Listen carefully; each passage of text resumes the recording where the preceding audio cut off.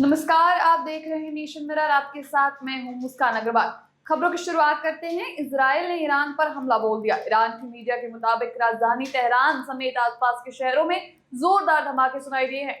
शनिवार की सुबह सुबह यह हमला हुआ। तेहरान के करीब एक मिलिट्री साइट को निशाना बनाया गया।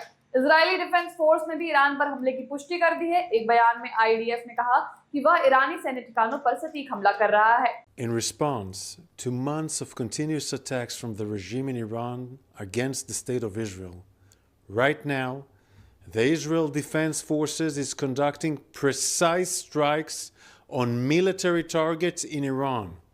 The regime in Iran and its proxies in the region have been relentlessly attacking Israel since October 7th on 7 fronts, including direct attacks from Iranian soil. Like every other sovereign country in the world, the state of Israel has the right and the duty to respond. बढ़ते हैं अगली खबर की ओर, जहां मध्य प्रदेश के जबलपुर में हिंदू युवती के साथ एक मुस्लिम युवक द्वारा दुष्कर्म का मामला सामने आया है।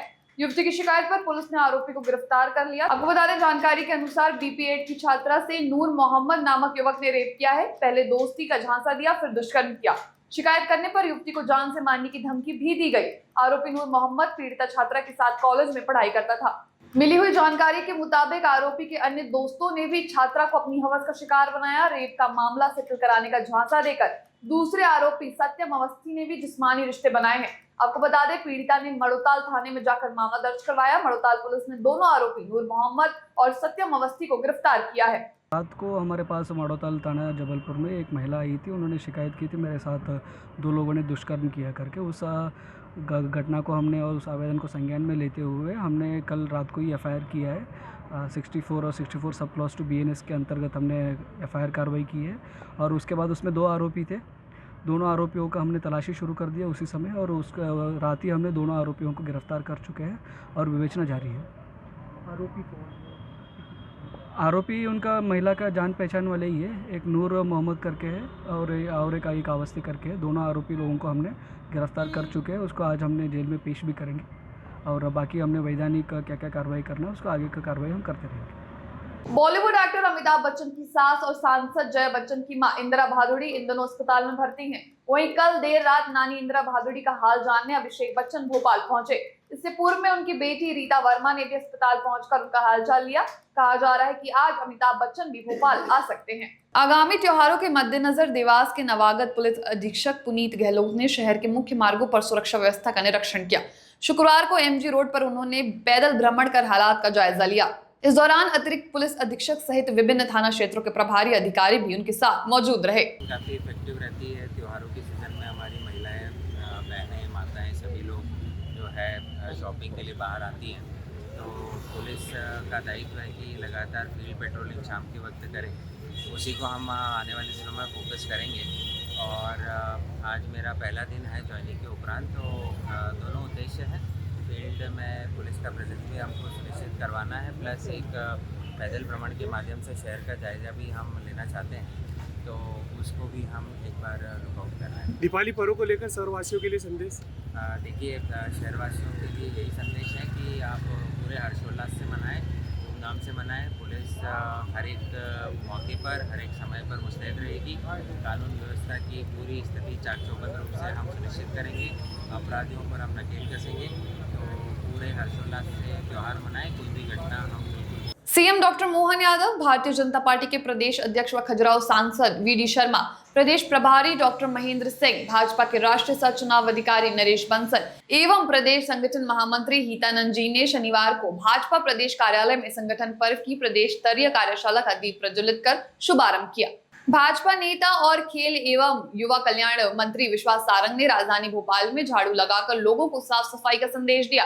इस बीच उन्होंने मध्य प्रदेश स्थापना दिवस के बारे में भी बातचीत की। वहीं इसके साथ साथ विजयपुर में होने वाले उपचुनाव के बारे में भी बात की। नरेला विधानसभा में हमने एक वृहद सफाई अभियान और दीपावली के पहले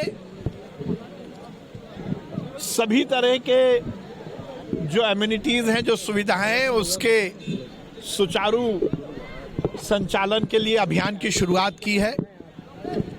दीपावली पे लोग अपना घर सजाते हैं, संवारते हैं, उसकी सफाई करते हैं, पर उसके साथ साथ मोहल्ला भी साफ होना चाहिए, कॉलोनी भी साफ होनी चाहिए। उसके लिए वृहद सफाई अभियान हम कर रहे हैं। ये बहुत प्रसन्नता की बात है कि हम उस प्रदेश में रहते हैं जो देश का हृदय स्थल है। 1 नवंबर हमारा स्थापना दिवस है और वो स्थापना दिवस जहां एक और हमें इस बात की प्रेरणा देता है कि हम सब मध्य प्रदेश वासियों को, मध्य प्रदेश को विकास और कल्याण के मामले में देश का नंबर 1 का राज्य बनाना है। तो इस बात की भी हम सबको संकल्प लेने का ये मौका है कि हम सब मिलकर सरकार के साथ सहभागी बन के अपनी अपनी जिम्मेदारी के साथ साथ प्रदेश को और देश को आगे बढ़ाएं कि विकास की जो धारा है वो विजयपुर में बहुत तीव्र गति से पहले ये पहुंचे। ये जनता का पूरा मन है और जनता पूरी तरह भाजपा के साथ है। विजयपुर में भी और बुधनी में भी भारतीय जनता पार्टी प्रचंड बहुमत से जीतेगी। बड़वानी जिले के सेंधवा में एक दर्दनाक हादसा हुआ जब गवर्नमेंट हाई स्कूल के पास एक तेज रफ्तार मिनी ट्रक ने गाय को टक्कर मारने के बाद मोटरसाइकिल सवार और राहगीरों को चपेट में ले लिया। इस हादसे में गाय समेत 4 लोगों की मौके पर ही मौत हो गई। मैं देर रात काम से लौट रहा था, मेरे आगे एक आयशर वाहन ने मुझे ओवरटेक करा और तेज गति से आते हुए वो गाय को टक्कर मारकर पलटी खा गई, जिसमें 2 लोग बाइक से जा रहे थे और कुछ लोग पैदल जा रहे थे। वो गाड़ी पलटी खा गई। हाँ, फिर क्या हुआ? गाड़ी पलटी खाने के कारण वो लोग दब गए गाड़ी के नीचे। कितने लोग थे? वो 4 लोग थे। हाँ, कैसे निकाला गया उन्हें हाइड्रा की मदद से गाड़ी को उठाकर उनको निकाला गया नीचे से। हाँ, कौन लोग थे? कुछ पहचान हो पाई? नहीं, अभी नहीं हो पाई। वो मजदूर पेशे के वर्ग के लोग थे, वो काम से लौटे अपने घर जा रहे थे। अगली खबर खरगोन से है, जहां जिले में गिट्टी खदान संचालक शरद जायसवाल पर कलेक्टर न्यायालय ने एक बड़ा कदम उठाते हुए उनके स्टोन क्रैशर पर 17 करोड़ रुपए का भारी जुर्माना लगाया है। रॉयल्टी चोरी का मामला साबित होने के बाद खरगोन कलेक्टर न्यायालय ने शरद जायसवाल के स्टोन क्रैशर को राजसात करने का आदेश दिया। अगरबाई और महू मंडली में संचालित इन क्रैशरों पर खनिज विभाग ने 2019 में जांच के बाद प्रतिवेदन सौंपा था। इसके साथ साथ जुर्माना निर्धारित समय में जमा नहीं करने की स्थिति में संचालक को 35 करोड़ रुपए तक जमा करने होंगे वगैरह, और इस पे लगातार कार्रवाई हो रही है। और इसी परिप्रेक्ष्य में केस था जिसमें गोगांव से रिलेटेड ये है अवैध उत्खनन का केस था, ये बनाया गया था और इस संबंध में पूरी जांच वगैरह की गई थी। और उस पे अवैध उत्खनन का जो केस था उसमें फिर फाइनली जो शासन के नियम है उसके अंतर्गत उस पर फाइन अधिरोपित किया गया है।